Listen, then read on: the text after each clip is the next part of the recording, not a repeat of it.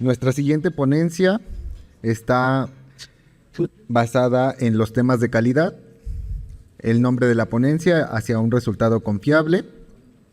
Los ponentes de esta siguiente presentación es la química farmacobióloga Gisela Cortés. Ella es actualmente la subdirectora de línea de sistemas de control de calidad de Grupo Licón, con más de 10 años de experiencia en aseguramiento de la calidad en laboratorios clínicos de biología molecular y bancos de sangre.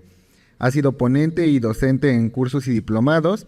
Además es autora de publicaciones técnicas y colaboradora en obras especializadas en medicina transfusional. De la mano, el doctor Gabriel Megdalino es bioquímico de posgrados de aseguramiento de la calidad y diseño de proyectos en formación virtual. Es director de G. Megdalino Consultores y consultor externo de calidad analítica para laboratorios clínicos y bancos de sangre en América Latina. Ha asesorado procesos de acreditación bajo la norma ISO 15189 y ha sido ponente de congresos internacionales. Su experiencia incluye desarrollo de software especializado y docencia de programas de calidad analítica para diversas instituciones de salud. Para lo que les pido un fuerte aplauso para la química Gisela, por favor.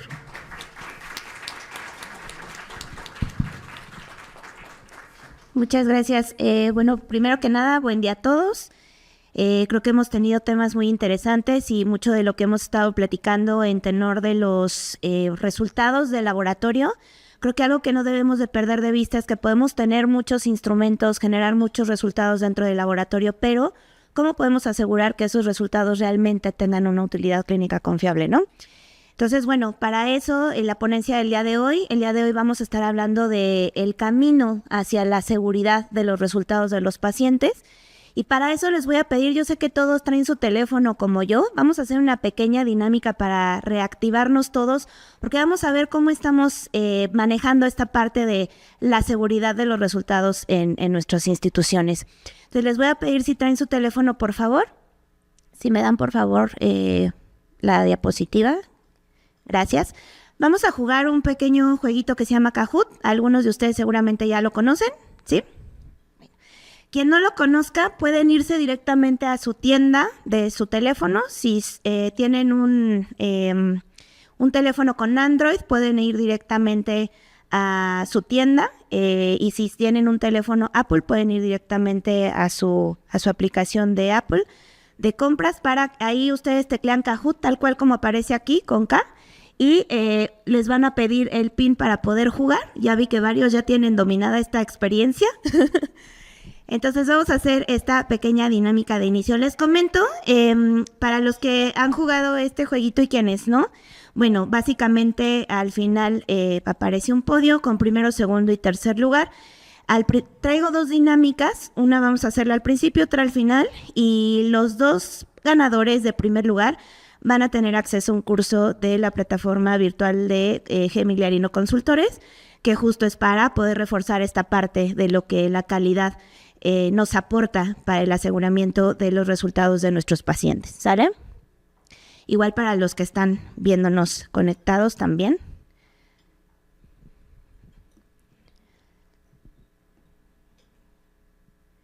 Vamos a dar un minutito más, bueno, 2 minutitos más.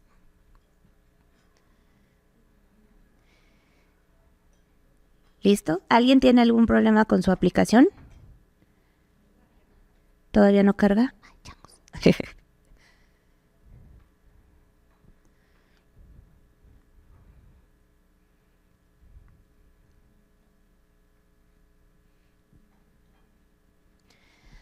Ahora, puntos, estamos un minutito, puntos importantes. Las preguntas que traemos no crean que son así súper técnicas de ¿qué es la incertidumbre de medida y cómo se estima? No, no, pero si este juego tiene más que ver con velocidad y la respuesta correcta. Entonces, aquí es como de rápidamente dar a la respuesta y también pues recuerden que ustedes desde su teléfono, bueno, dependiendo el sistema operativo que tengan en su teléfono, van a poder ver la pregunta y las opciones de las respuestas con los colores que ustedes van a estar viendo acá, O puede ser que la pregunta no aparezca en su teléfono, pero la voy a estar leyendo desde aquí, ¿sale? Para que ustedes las respuestas, las puedan seleccionar directamente con el color que para ustedes sea la respuesta correcta, ¿vale? ¿Listo? Por ahí todavía se están uniendo algunos. Perfecto. Bueno, entonces vamos a empezar. No se preocupen, va a haber otra segunda oportunidad. ¿Listos? Pregunta 1. Esta está chiquitita porque es nuestra práctica, ¿sale? Pregunta número 1. ¿Cuál es la etapa más importante del proceso del laboratorio clínico? ¿Preanalítica, analítica, postanalítica o todas? Vamos a ver. Vamos de lo fácil a nos vamos a ir poniendo más extremos al rato. 2, 1. Vamos a ver cómo nos fue. ¿Qué pasó, muchachos? ¿Cuáles son las etapas más importantes del laboratorio? Todas. Otra cosa es en qué etapa del proceso se cometen más errores. En la preanalítica, ¿sale? Pero todas son súper importantes, ¿sale? Bueno, a ver, siguiente. Vamos a ver cómo quedamos. Fue de práctica, entonces todavía no veo a nadie que esté echando fuego con esa rapidez. Ahorita vamos a ver por qué. Vamos, siguiente, porfa. Muchas gracias. Actividad que podemos realizar dentro del laboratorio para asegurar resultados confiables. La misma pregunta les está dando el tip, muchachos. Aseguramiento de la calidad, tomar las muestras a la misma hora, procesar muestras a la misma hora o ser amable con los pacientes. 5, 4, 3, 2. Vamos a... muy bien. ¿Dónde está mi despistado que toma las muestras siempre a la misma hora, muchachos? O sea, no necesariamente asegura que eso nos va a dar un buen resultado, ¿verdad? Puede ser que hay laboratorios que trabajamos todo el día, entonces puede llegar un paciente a tomarse una muestra que no necesariamente requiere o sí un ayuno y pues la hora no es un inconveniente, ¿vale? Siguiente, por favor. A ver, vamos, ¿cómo vamos? Híjole, hubo movimientos importantes. A ver, vamos con la que sigue. ¿Cuál es el principal objetivo del laboratorio clínico? Tener siempre limpias las instalaciones, ser muy alegres, emitir resultados clínicamente útiles o ser reconocidos. Y todos ser alegres, por supuesto. Nos encanta la fiesta, ¿cómo no? 3, 2, 1. Muy bien, muchachos, eso, emitir resultados clínicamente útiles. Nosotros tenemos en el laboratorio muchas plataformas, muchas pruebas. Pero ¿qué es lo que queremos? Asegurar que esas plataformas dentro de nuestro sistema analítico realmente nos están aportando resultados que tengan una utilidad clínica, ¿vale? Siguiente, por favor. Híjole, a ver, vamos. Última de esta jornada. La del paciente es causar el menor daño durante toda su estancia contacto con el laboratorio clínico. Seguridad, madurez, actividad, amabilidad.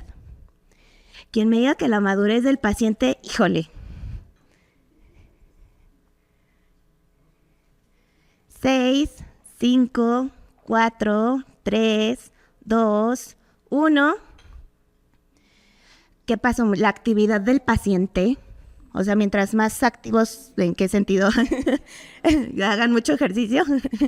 Recuerden que la seguridad del paciente es un término súper importante para nosotros en el laboratorio. Es algo que está sumamente, subvalorado, le voy a llamar, porque ha habido mucho tiempo de estudio de lo que es la seguridad del paciente. La OMS tiene un foco muy importante en lo que es la seguridad del paciente. Si ustedes conocen la 15189, también está centralizada en la seguridad del paciente.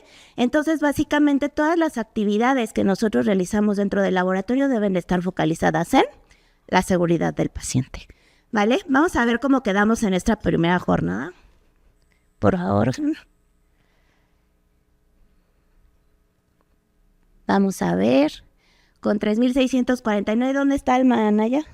Wow, felicidades, Alma, muy bien.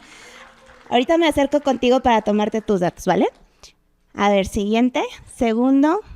Ay, perdónenme. Como que se fue muy rápido, ¿no? Otra vez. Tercer lugar, Almita, que ya la vimos por acá. Segundo lugar, Emiliano. ¿Dónde está Emiliano? Muchas felicidades, Emiliano. A ver, ¿quién fue el primerísimo lugar? Rocío. Muchas felicidades, Chío. Muchas felicidades. Ahorita me acerco con ustedes, ¿sale? Y pues bueno, la idea aquí estamos todos celebrando, por supuesto. Todos con nuestros lentes, porque sí, como hace mucho sol, ¿verdad? Esto es como para activarnos un poquito. Al finalizar la presentación vamos a hacer otra pequeña dinámica como para reforzar un poco los conocimientos. Pero bueno, le voy a ceder la palabra al doctor Gabriel Migliarino para que podamos aterrizar justo cómo podemos nosotros apoyarnos de las herramientas de calidad dentro del laboratorio para poder asegurar la calidad de nuestros resultados. Un resultado confiable, ¿sale? Entonces, muchas gracias y adelante con el doctor, por favor.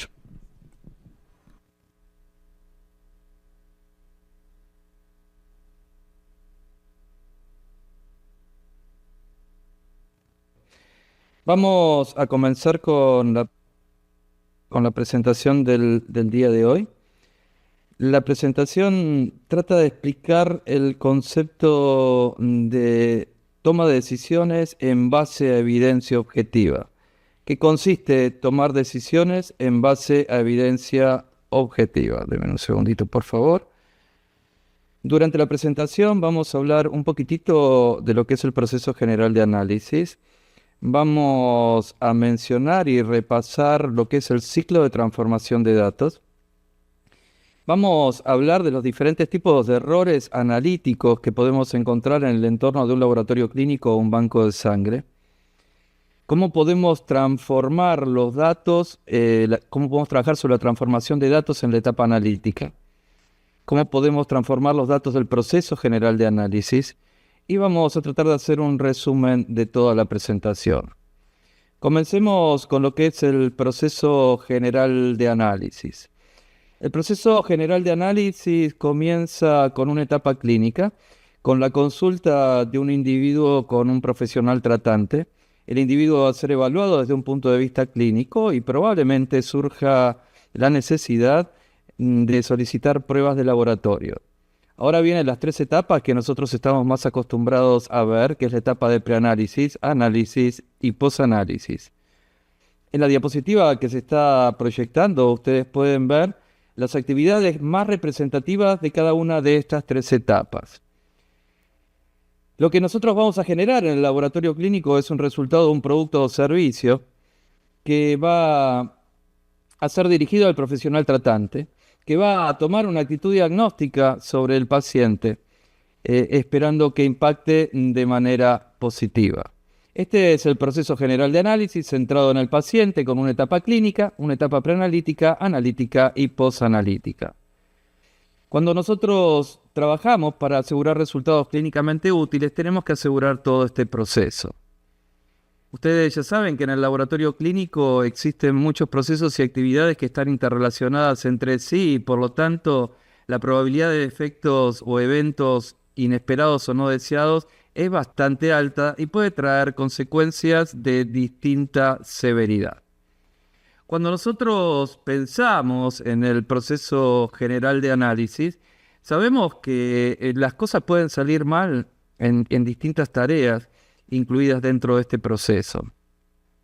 Existen publicaciones sobre lo que son los errores en el entorno del laboratorio clínico y la mayoría de los trabajos coinciden que el mayor porcentaje de errores se da dentro de lo que es la etapa de preanálisis, le sigue la etapa de posanálisis, luego la etapa analítica y aunque no existe mucho documentado, a nivel de la etapa clínica también se generan errores. Uno de los errores más comunes a nivel de la etapa clínica es la falta de exactitud en los pedidos de laboratorio, por exceso o por defecto. Si nos vamos ajustando ahora un poquitito más a lo que es la etapa analítica, nosotros en el laboratorio clínico a diario generamos resultados y esperamos que esos resultados aporten valor al cuidado de la salud del paciente. Por lo tanto, como yo les estaba contando, tenemos que trabajar sobre el aseguramiento de la calidad de todo el proceso general de análisis. Surge entonces la primera pregunta en el entorno del laboratorio clínico, es ¿cómo hacemos para asegurar resultados clínicamente útiles que sean confiables y aporten valor al cuidado de la salud del paciente. Entonces, ¿cómo podemos trabajar para asegurar el proceso general de análisis? El primer paso es la implementación de un sistema de gestión de la calidad. Pensemos básicamente en qué consiste un sistema de gestión de la calidad. Un sistema de gestión de la calidad implica un enfoque sistemático que describe, documenta, implementa, mide y monitorea la efectividad de las operaciones teniendo en cuenta requerimientos regulatorios y requerimientos de acreditación, siempre promoviendo el uso eficiente de los recursos. Para ser efectivo, un sistema de gestión de la calidad tiene que incorporar el pensamiento basado en lo que es la gestión de riesgos en todos los aspectos del proceso general de análisis e incluir un monitoreo de la calidad, recurriendo a indicadores de la calidad, a indicadores de la calidad que tiene que ser continuo, ¿sí? Y debe ser evaluado de manera adecuada. Pero además hace falta complementar lo que es el sistema de gestión de la calidad. Básicamente, demostrando lo que es la competencia técnica. Básicamente, cuando hablamos de demostrar competencia técnica, lo que decimos es de que podemos asegurar que los métodos de análisis que nosotros estamos implementando en el entorno del laboratorio clínico generan resultados que son clínicamente útiles y tienen un error básicamente que puede ser tolerado lo suficientemente pequeño como para no invalidar la utilidad de los resultados. Cuando pensamos en lo que es competencia técnica, es muy útil pensar en la norma ISO 15189, en su cuarta edición, que es la 2022. En esta norma nos habla en el punto 7.3 que procesos analíticos hacen introducción a lo que son los procesos analíticos, nos describe los tópicos esenciales de la verificación de métodos de análisis, de la validación de métodos de análisis, de la evaluación de la incertidumbre de medición. Nos habla de intervalos de referencia biológicos y límites de decisión clínica. Nos habla de cómo documentar los procedimientos analíticos y nos habla de trabajar en el aseguramiento de la validez de los resultados de los análisis. Ahora, cuando yo pienso en el aseguramiento de la validez de los resultados de los análisis, ¿qué es lo que debo tener en cuenta? Más allá de una introducción inicial, nos va a hablar de lo que es el control estadístico interno de la calidad, nos va a hablar de lo que son los esquemas de evaluación externa de la calidad, y como es altamente probable que en sus instituciones ustedes cuenten con más de un instrumento para informar el mismo mensurando, tenemos que asegurar también la comparabilidad de los resultados de los análisis en función del tiempo. Muy bien. Hemos hablado del proceso general de análisis y qué podemos hacer en pos de asegurar todo lo que ocurre dentro de este proceso. Vamos a hablar ahora de algo que es muy importante, que es el ciclo de transformación de datos. En un laboratorio clínico o en un banco de sangre, a diario nosotros generamos toneladas de datos. Pero los datos, si no son transformados, no van a aportar valor. Los datos inicialmente son transformados en información, ¿sí? Y esa información básicamente lo que va a generar es conocimiento. Y el conocimiento lo que nos va a permitir a nosotros es tomar decisiones. Cuando hablamos de este ciclo de transformación, decimos que tomamos decisiones en base a evidencia objetiva, en base a datos, siempre pensando en la mejora continua de la calidad y el cuidado de la salud del paciente. Vamos a ajustar un poquitito este punto y vamos a hablar de lo que son las fases del ciclo de vida del análisis de datos. Inicialmente, nosotros lo que hacemos es generar datos y recopilar datos, que van a ser procesados, que van a ser ordenados y presentados de manera prolija. Una vez presentados, van a ser analizados y el análisis va a ir seguido de una interpretación y esa interpretación nos va a permitir a nosotros tomar decisiones en base a evidencia objetiva. Entonces, con estas dos diapositivas, que son bastante simples, hemos resumido el concepto de lo que es la toma de decisiones en base a evidencia objetiva. la toma de decisiones en base a datos, que tienen que ser procesados. Bien, vamos a avanzar en nuestra presentación y vamos a hablar de los distintos tipos de errores analíticos. Y vamos a tratar de establecer por qué hablamos de errores analíticos. Cuando trabajamos en un entorno de un laboratorio clínico y nosotros decimos que trabajamos en el aseguramiento de la calidad analítica, básicamente lo que estamos diciendo es que estamos trabajando para asegurar que el error que acompaña a los resultados que nosotros generamos, que son producto de mediciones, es lo suficientemente pequeño como para no invalidar su utilidad clínica. Tenemos que empezar a entender cuáles son los distintos tipos de errores analíticos. Entonces, vamos a hacernos esta primera pregunta. ¿Qué actividades debo considerar a nivel analítico si quiero asegurar la utilidad clínica de mis resultados? Perdón. Primero, lo que tenemos que entender es esto. En el laboratorio clínico, nosotros a diario generamos muchas mediciones. Y producto de estas mediciones generamos los resultados. Absolutamente todas las mediciones tienen error. Ese error puede ser pequeñito o puede ser grande. Entonces, si todas las mediciones tienen error y los resultados son generados en base a mediciones, lo que tenemos que saber es que los resultados que nosotros generamos a diario tienen un error asociado. Esta diapositiva que yo les voy a presentar es una diapositiva muy importante. Seguramente alguno de ustedes ha tomado algún curso de capacitación conmigo y esta diapositiva ya la deben conocer. En esta diapositiva lo que nosotros hacemos es tratar de establecer un vínculo entre los distintos tipos de error, las características de desempeño asociados y los estadísticos a los cuales recurrimos para medir estos errores.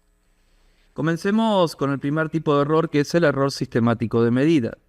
El error sistemático de medida está vinculado al concepto de veracidad de medida y nosotros recurrimos al sesgo de medida para cuantificarlo.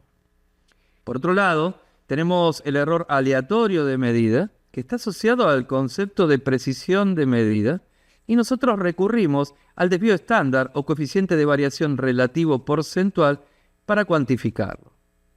El efecto conjunto del error aleatorio y el error sistemático nos da lo que es el error de medida, que se asocia al concepto de exactitud de medida, y desde hace un tiempo a la fecha, nosotros vamos a cuantificar a la exactitud de medida a partir de la estimación de la incertidumbre de medición. Lo que vamos a hacer ahora es desglosar esta diapositiva.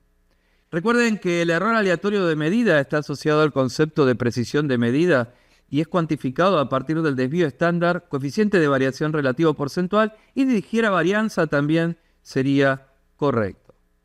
Supongamos que tomamos una muestra en nuestro laboratorio y vamos a efectuar una serie de mediciones del mismo mensurando sobre esa muestra.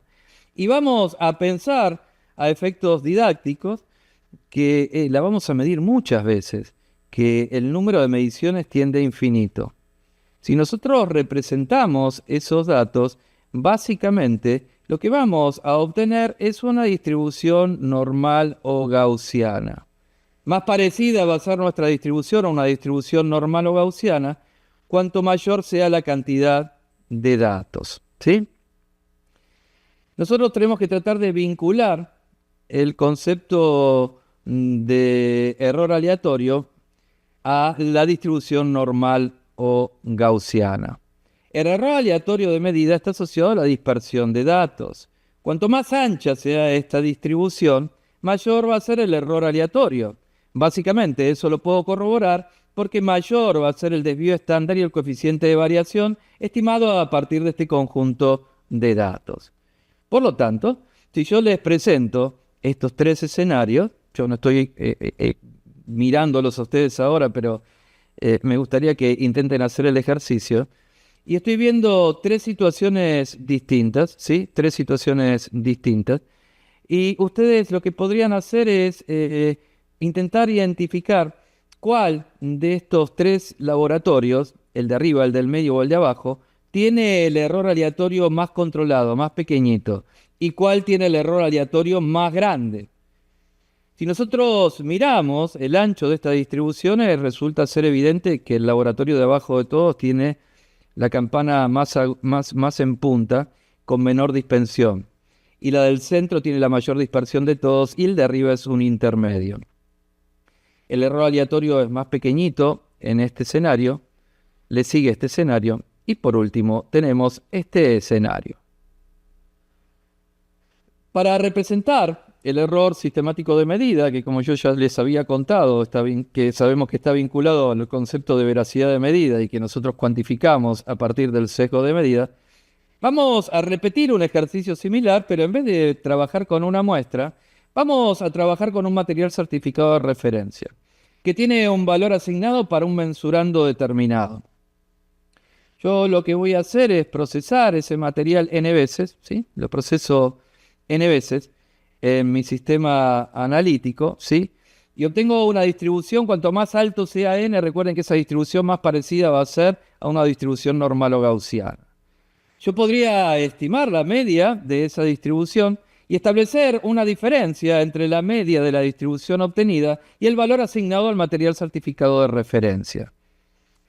Esa diferencia expresada en porcentaje representa el sesgo de medida porcentual, que está vinculado al concepto de veracidad de medida y nos ayuda a cuantificar el error sistemático de medida.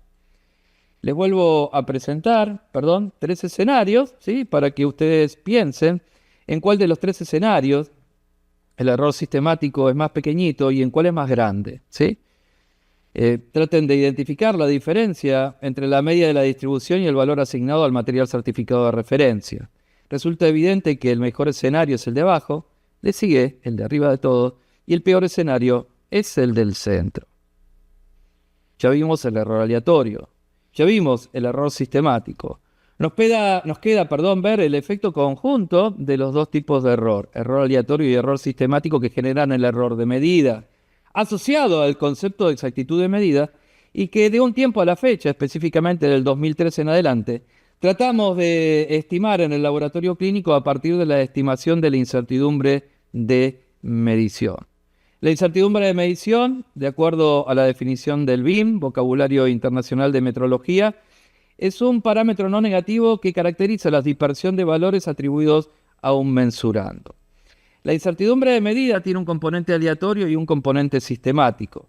Pero como para estimar la incertidumbre de medida, nosotros vamos a considerar un periodo prolongado de tiempo, ¿sí?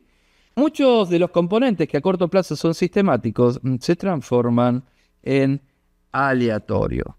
Cuando yo estimo la incertidumbre de medida, lo que termino definiendo es un rango de valores dentro del cual existe una probabilidad determinada de encontrar el valor verdadero de lo que yo estoy midiendo.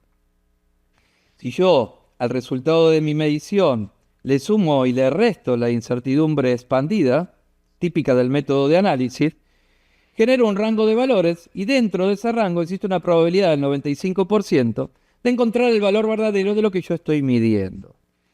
Para ver si esto se pudo interpretar correctamente, vamos a jugar con los tres escenarios, ¿sí? Tres estimaciones de incertidumbre en medida, con los gráficos correspondientes. La idea es que ustedes traten de identificar cuál de los tres escenarios nos presenta la incertidumbre más pequeñita y cuál la incertidumbre más grande. En este caso, en el escenario del medio tenemos la estimación de incertidumbre más pequeñita, le sigue la de arriba y por último la de abajo, ¿sí? Muy bien, hemos identificado los distintos tipos de error con los conceptos asociados y los estadísticos utilizados para cuantificarlos. Volvamos un poquitito a pensar en lo que es la etapa analítica, ¿no? Pensemos un poquito en lo que es la etapa analítica. Cuando yo pienso en el aseguramiento de la calidad analítica, debo pensar en un conjunto de actividades, ¿no? La primera actividad se conoce como calificación de equipos y ya como vamos a ver en una diapositiva posterior, implica poder demostrar que el equipo que tenemos en nuestro laboratorio ha sido correctamente instalado y está en condiciones de funcionar como dice el fabricante que debería funcionar. Hemos estado hablando de distintos tipos de errores analíticos, ¿no? Entonces, hablamos de un error aleatorio, de un error sistemático, de una incertidumbre de medida, que yo voy a cuantificar. Si yo los cuantifico, obtengo datos, pero yo esos datos los tengo que transformar en información. Para eso debo definir un límite para los distintos tipos de error. Es ahí donde aparecen las especificaciones de desempeño analítico, que cada laboratorio debe definir para cada método de análisis considerando su uso previsto a partir de una fuente válida. Posteriormente, lo que tengo que hacer yo es evaluar los métodos de análisis. Básicamente puede tratarse la evaluación de una validación o una verificación. En la mayoría de los casos en los laboratorios clínicos trabajamos con verificaciones. ¿Qué implica verificar un método de análisis? Implica dos cosas. Una, demostrar que en nuestro laboratorio podemos obtener un desempeño comparable al que obtuvo el fabricante al momento de validar su prueba. Y por otro lado, voy a demostrar que ese desempeño cumple con las especificaciones de desempeño analítico que yo debería haber escogido para cada método de análisis considerando su uso previsto a partir de una fuente válida. Una vez conocido los métodos de análisis y determinado que son aceptables para el uso que nosotros le vamos a dar, tenemos que implementar actividades para asegurar que en función del tiempo estos métodos de análisis siguen trabajando de manera estable. Es acá donde ingresa el control estadístico interno de la calidad, la participación en esquemas de evaluación externa de la calidad y una actividad que implica el seguimiento de la calidad analítica de los métodos de análisis en función del tiempo, de común con una métrica que puede ser la métrica sigma. Les había contado que íbamos a ver en una diapositiva muy resumida lo que era calificación de equipos, ¿no? Básicamente implica poder demostrar que el instrumento que nosotros hemos incorporado es adecuado para el uso previsto que nosotros le vamos a dar. Implica demostrar que ese equipo fue correctamente instalado y poder asegurar que el instrumento que ha sido instalado funciona de manera correcta. Esta es una actividad documentada y el laboratorio debería conservar evidencia de la correcta instalación de todas sus plataformas analíticas. Luego hablamos de las especificaciones de desempeño analítico y yo les dije, bueno, hemos visto los distintos tipos de errores analíticos, los hemos mencionado, les hemos puesto nombre, hemos dicho que conocemos el error aleatorio, el error sistemático, el error total y la incertidumbre de medida. Si yo los estimo solamente, lo que obtengo son datos, ¿sí? Y yo lo que necesito es generar información. Entonces, para eso tengo que contrastar esos valores frente a una meta o especificación. Y acá es donde surgen las especificaciones de desempeño analítico. Si yo en mi laboratorio estimo el error total de medida, debo definir especificaciones de desempeño analítico para error total de medida. Si estimo el error sistemático, debo definir especificaciones de desempeño analítico para error sistemático de medida. Si estimo el error aleatorio, debo definir especificaciones de desempeño analítico para error aleatorio de medida. Si yo estimo la incertidumbre de medida, debo definir especificaciones de desempeño analítico para incertidumbre de medida. Estas especificaciones de desempeño analítico que nosotros estamos mencionando, las vamos a utilizar en el laboratorio clínico para varias actividades. Básicamente, si nosotros hiciéramos las cosas bien, desde un punto de vista teórico, podríamos utilizar estas especificaciones de desempeño analítico para saber si las plataformas analíticas que nos están ofreciendo o que nosotros pretendemos adquirir están en condiciones de cumplir con lo que nosotros necesitamos. Vamos a utilizar estas especificaciones de desempeño analítico en la evaluación de los métodos de análisis, en el diseño y en el seguimiento de esquemas de control estadístico interno de la calidad. Las vamos a utilizar para evaluar los resultados de participación en esquemas de evaluación externa de la calidad, para el seguimiento del desempeño y la calidad en función del tiempo, para el diseño de indicadores de la calidad, para la etapa analítica y para evaluar la calidad de nuestros resultados. Cuando yo les hablo de escoger especificaciones de desempeño analítico, creo que se los mencioné por lo menos 2 veces, le hablé de escoger especificaciones de desempeño analítico, considerando el uso previsto que le vamos a dar a los métodos de análisis a partir de una fuente válida. Existen distintas fuentes para establecer o definir especificaciones de desempeño analítico. Generalmente se pueden escoger especificaciones de desempeño analítico según requerimientos clínicos, variabilidad biológica y estado del arte. Las especificaciones según requerimientos clínicos son muy poco probables, son que las puedan utilizar, son dosis dependientes y no hay mucho publicado. Pero sí tenemos gran acceso a lo que es variabilidad biológica, recurriendo a la base de datos de la FLM, que es la Federación Europea de Química Clínica y Medicina del Laboratorio.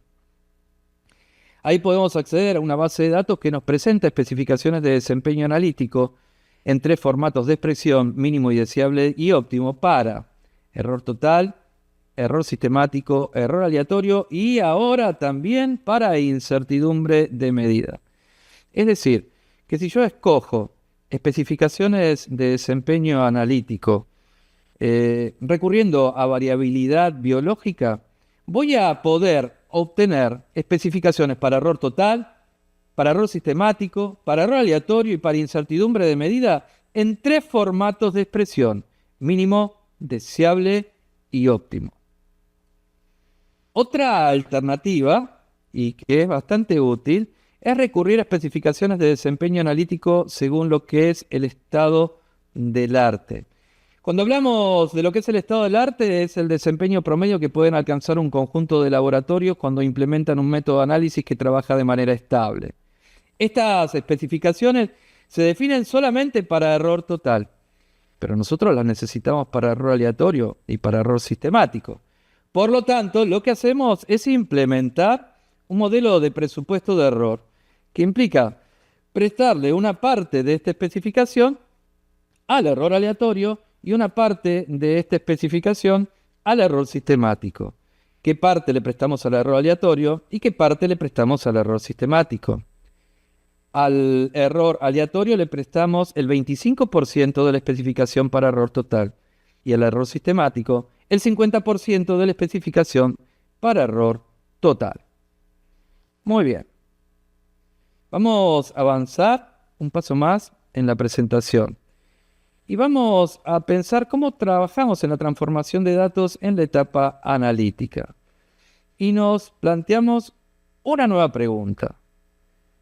Si pienso en calidad analítica y en la toma de decisiones basada en datos objetivos, ¿qué debo tener en cuenta? Volvamos a las fases del ciclo de vida del análisis de datos, ¿sí? Y pensemos en los resultados de los pacientes. Recuerden, voy a volver hacia atrás, las distintas fases del ciclo de vida del análisis de datos.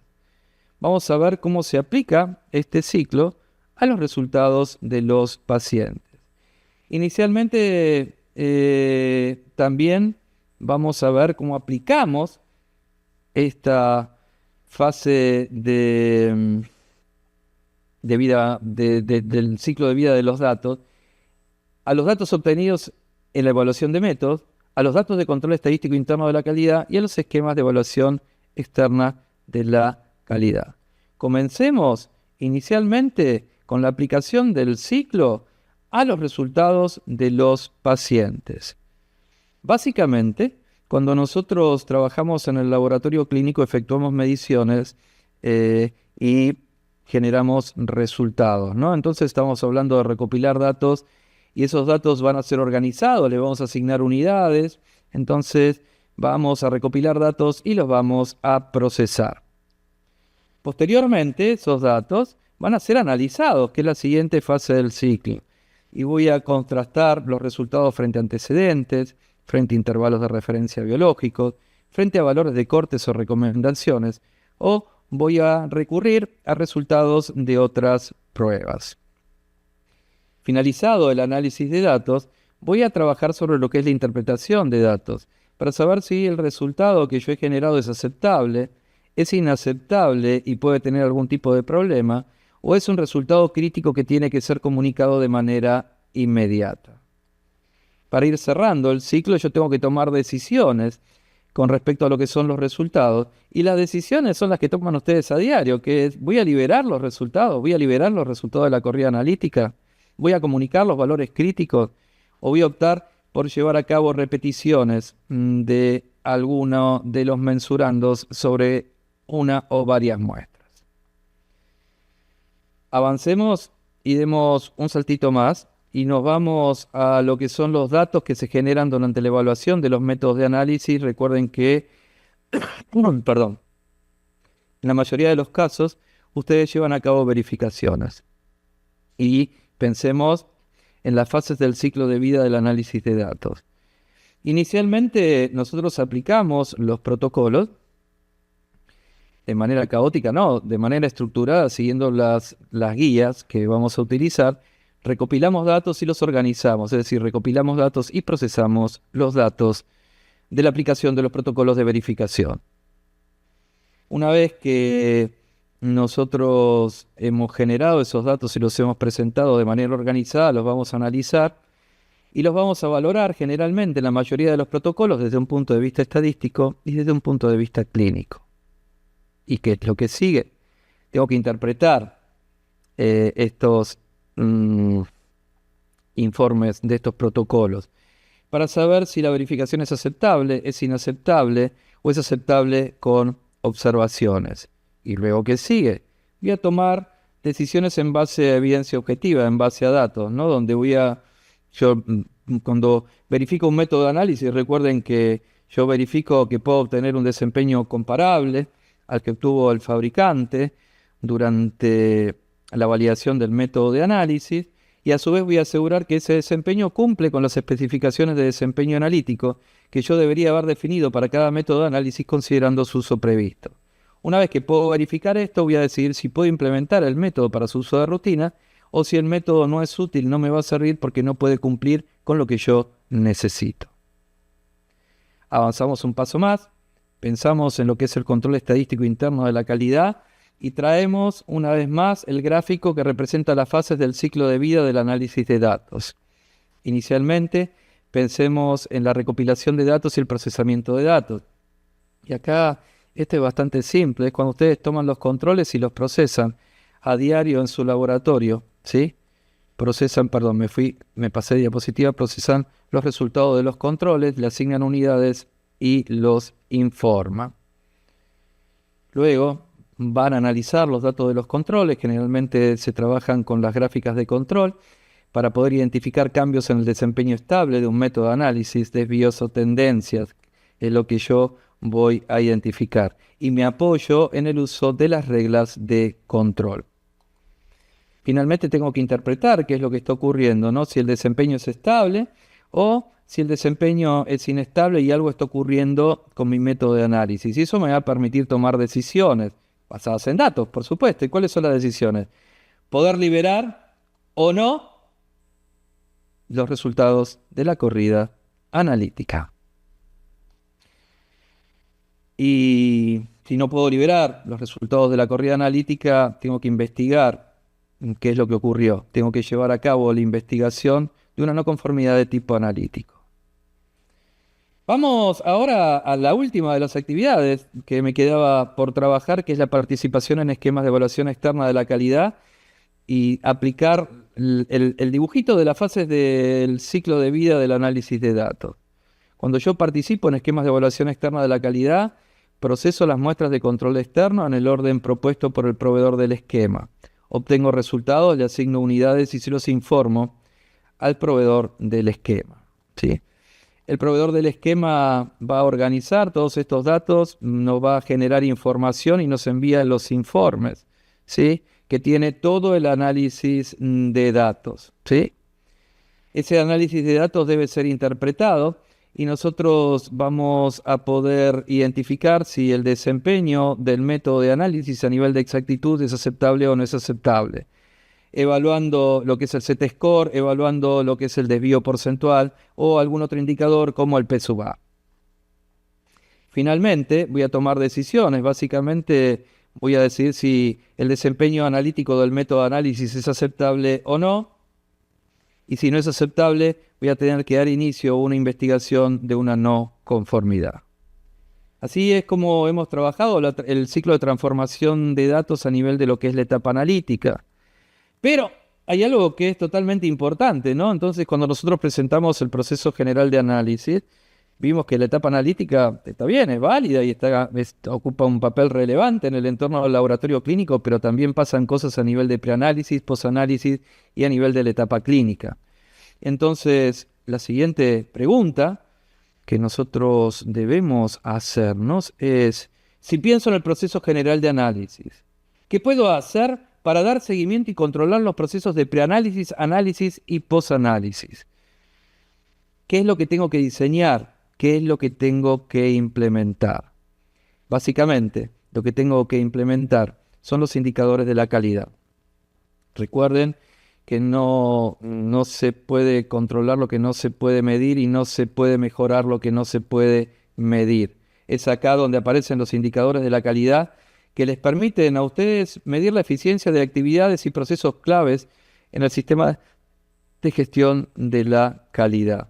Los indicadores de la calidad nos van a permitir identificar oportunidades de mejora, iniciar acciones correctivas cuando sea pertinente, y hecho por el cual vamos a trabajar en lo que es la mejora continua de la calidad. Con respecto a los indicadores, básicamente lo que nosotros tenemos que entender, como estamos viendo, es que nos permiten un conocimiento rápido y sencillo del nivel de producto y calidad del servicio y su patrón en el tiempo para las partes interesadas dentro y fuera del establecimiento. Nos permiten evaluar la conformidad del sistema de gestión de la calidad con los objetivos establecidos, identificar problemas potenciales y riesgos para la calidad, seleccionar por dónde tenemos que empezar a mejorar, evaluar la eficacia de las medidas correctivas y comparar nuestro desempeño con el de otras instituciones a partir de lo que sería un benchmarking con indicadores. Todo esto que les estoy contando a nivel de indicadores es como bastante importante y bastante interesante porque en los laboratorios clínicos generalmente nos abocamos fuertemente a lo que es el aseguramiento de la calidad analítica, pero nosotros en el laboratorio clínico tenemos que asegurar todo el proceso general de análisis, hecho por el cual tenemos que hacer algo para controlar qué es lo que está ocurriendo a nivel de preanálisis y posanálisis, y es acá donde aparecen los indicadores de la calidad. Vamos llegando al final de nuestra presentación. Vamos a tratar de hacer un resumen. Es un resumen cortito de lo que es lo que fue esta presentación, ¿no?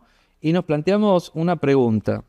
Si pienso en el proceso general de análisis, ¿qué herramientas podrían simplificar la toma de decisiones basada en evidencia objetiva? Nosotros, a lo largo de la presentación, estuvimos viendo la aplicación de las fases del ciclo de vida del análisis de datos a los resultados de los pacientes, a los datos de las evaluaciones de los métodos de análisis, a los datos de control interno, a los datos de control externo y de cierta forma a los indicadores de la calidad. Básicamente lo que nosotros tenemos que lograr es, el objetivo sería tomar decisiones en base a evidencia objetiva. Entonces lo que es fundamental es el desarrollo de herramientas, generalmente herramientas de software, que nos permitan dar seguimiento a lo que son las fases del ciclo de vida del análisis de datos, qué es lo que ocurre con muestras de pacientes, con nuestros datos de evaluación de métodos de análisis, con los datos de control interno, con los datos de control externo, con los datos de indicadores, trabajando todos esos datos, transformándolos en información para que se genere conocimiento y ese conocimiento nos permita lo que nosotros estamos buscando. Básicamente, que lo que estamos buscando es tomar decisiones en base a evidencia objetiva. Lo que voy a hacer yo es saltear una diapositiva rápida y pasar a una diapositiva que nos permite o nos va a permitir un espacio para que ustedes me puedan formular todas las preguntas que consideren adecuadas. No se limiten con las preguntas, todas las preguntas que quieran formular son bienvenidas.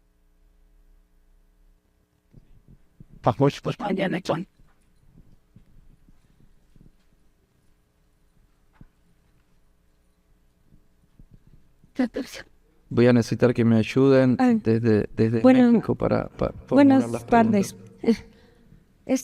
Tengo una pregunta Buenas justamente en el laboratorio donde estamos. Nosotros elegimos un error total máximo permitido para las distintas pruebas que estamos acreditados. Sin embargo, yo tengo la pregunta acerca de la incertidumbre, porque como tal la ISO nos pide el cálculo de la incertidumbre. Nosotros usamos pues la fórmula para calcular la incertidumbre. Sin embargo, me genera duda de dónde saco exactamente la incertidumbre límite, porque la información que yo tengo es como, o sea, no tengo una información clara. O sea, yo tengo supuestamente un error total máximo permitido elegido, y ya cuando hago todo mi cálculo para la incertidumbre, de repente me genera, ¿y contra qué la voy a comparar? Ahora, como usted decía de lo de la variabilidad biológica, no siempre entra dentro de... Entonces, quisiera saber si existe como tal alguna otra fuente donde yo pueda comparar la incertidumbre, porque una compañera que estuvo investigando justo acerca de eso encontró un artículo donde decía que tu incertidumbre límite podría ser igual a tu error total máximo permitido. Entonces, como tal, tampoco entiendo si estamos hablando casi del mismo concepto, si ambos son la suma de los dos errores, ¿en qué se diferencian el error total máximo permitido y la incertidumbre? ¿O de dónde yo voy a obtener la cifra de incertidumbre límite contra la cual voy a poner lo que yo calcule? Excelente. Son como varias preguntas todas en una, pero vamos a tratar de desglosarlo todo un poquito. La pregunta es muy buena. Bien, básicamente lo primero que vos tenés muy claro y es muy válido es que está muy bueno estimar la incertidumbre medida, pero si vos no definís un límite para incertidumbre medida, te quedaste en un dato y nunca pasaste información, lo cual ese es el punto de partida. Hasta antes del 2019 estaba como bastante confuso a qué fuentes recurrir para estimar los límites para incertidumbre de medida. Yo te voy a contar lo que hacía yo antes del 2019. Básicamente recurría a lo que son datos de reproducibilidad de los métodos de análisis, es decir, datos de coeficiente de variación en condiciones de reproducibilidad obtenidos de esquemas de evaluación externa de la calidad o esquemas de comparación interlaboratorio. Aplicaba una guía Eurachem que me permitía, recurriendo a esos coeficientes de variación en condiciones de reproducibilidad, generar metas para incertidumbre medida, y es un modelo totalmente válido. En el 2019 se publica la especificación técnica ISO 20914, que en uno de los puntos, no recuerdo de memoria en cuál punto, nos habla de las metas para incertidumbre medida, y ahí hay algo parecido a lo que menciona tu compañera, que dice, menciona las fuentes para especificaciones de desempeño analítico para error total. Entonces, a priori uno podría usar esas fuentes como especificaciones para incertidumbre de medida. Un poquito más adelante, la Sociedad Española de Química Clínica le mete un poco de coherencia a todo esto y dice, bueno, no, en realidad no debería utilizarse la totalidad de la especificación de error total para incertidumbre, porque si no los conceptos serían idénticos, y tendría que usarse 3/4 partes.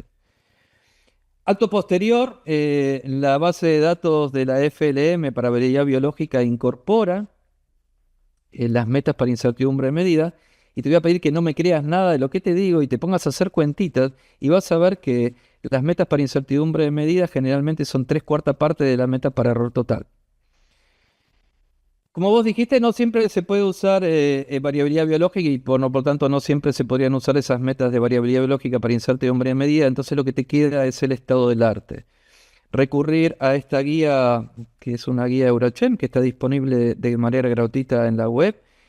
Primero, no es una guía que sea específica para laboratorios clínicos, pero sí se puede aplicar, que te va a invitar a juntar datos de reproducibilidad de los métodos de análisis. De simple, son coeficientes de variación en condiciones de reproducibilidad obtenidos de la participación en esquemas de evaluación externa de la calidad y esquemas de comparación interlaboratorio.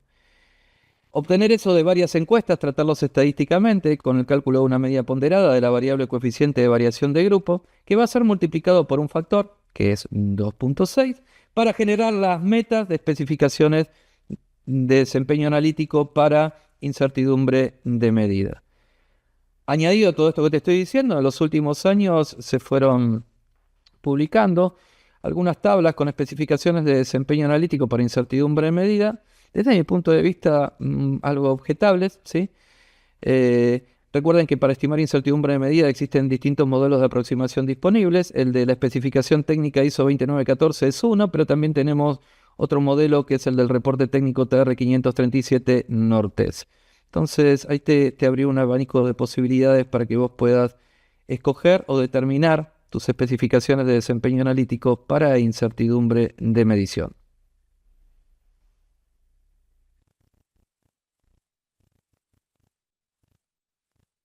Doctor Gabriel, muchas gracias.